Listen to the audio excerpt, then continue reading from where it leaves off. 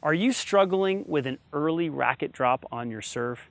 You might not even know what that is, but we're going to reveal it in today's lesson, and we're going to give you the fix on how you can improve it. So stay tuned for the entire lesson for a big tip that I'm going to give you at the end. It's a drill you're going to love.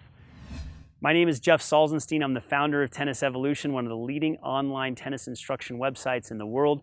We're committed to helping players all over the world with their serves and with the rest of their games. And our goal is to actually revolutionize tennis teaching, to make it easier to learn faster. Now, in this lesson, we're going to talk about what's called the early racket drop. Now, if you're not familiar with what the racket drop is, basically when you get to the trophy position and you start to drive your legs up, the racket drops behind the body like this. And that's the racket drop. And a lot of players struggle with this.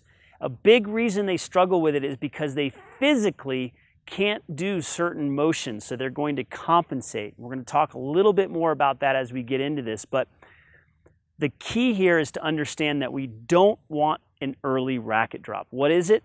Essentially, the early racket drop is when a player really leads with their arms first, though. So they initiate the motion with the arms, they don't use a lot of legs, maybe they even squat down with their legs really deep, but still the upper body is leading the lower body. They don't understand how to load the upper body. So what happens is the arms get up here, and then the ball is up in the air, still waiting to make contact. It's hanging up there, it's rising, it's dropping, it's up there, and the racket drops before the legs drive.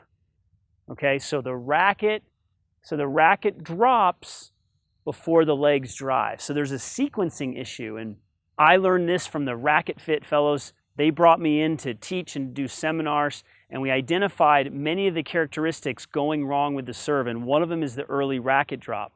And they've done all this 3D analysis, and what they saw was that many players have their kinetic sequencing completely off when they serve. And that's what's happening with the early racket drop.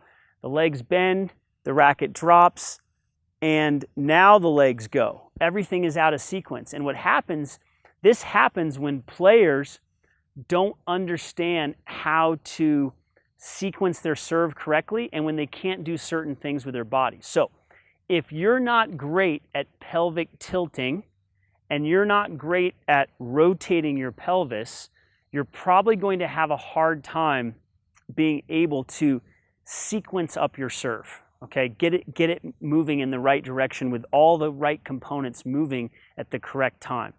And so what we want to practice doing is when the legs bend, we want to hold this racket here as long as we can. And of course, we're not going to hold it and have a hitch, but we're going to get into this position. And then when the legs drive, that's when the racket drops. So the hand follows the legs, not the other way around. Again, if players lead with their arms and they get the racket into this position too early, and they're waiting for the ball to come down, toss might even be too high. A lot of players have a high toss. Then the racket has to go somewhere. So it's going to drop behind the body before the legs drive.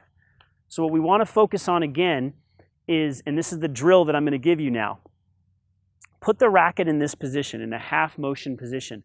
And you must hold it here until you drive the legs. A lot of players are still going to get to this position, and then they're going to drop the racket like this. It's that back scratch. If you've ever been taught to back scratch on the serve, you might be early racket dropping, okay? Or if you've taught others to do this, they might be early racket dropping. If you set the racket here too early, then you might be susceptible to the early racket drop. So this half serve motion, you keep the tip of the racket up as long as possible, and when you bend, you keep it there, and then when you drive up with your legs, only then can you drop the racket. So you cannot feel the racket here with your legs bent.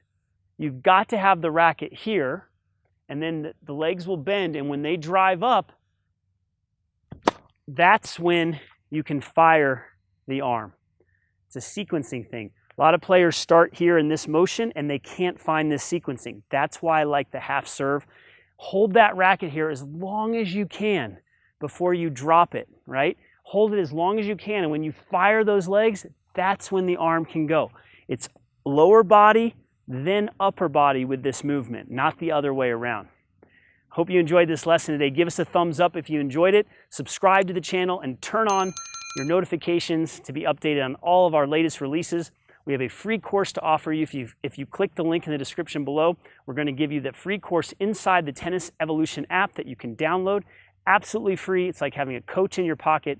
I highly recommend you pick it up today to take your tennis to the next level. We've also got a place where you can learn the 3 myths of the serve. It's a free gift as well. Learn the 3 myths and the solutions that go with it. Click the link somewhere in this video. There's some image that you can click on if you want access to that as well. But again, I highly recommend that you pick up the Tennis Evolution app. It's the wave of the future. This is where you're going to be learning faster. It's a proven fact that if you have the app and you watch these lessons, you'll get better.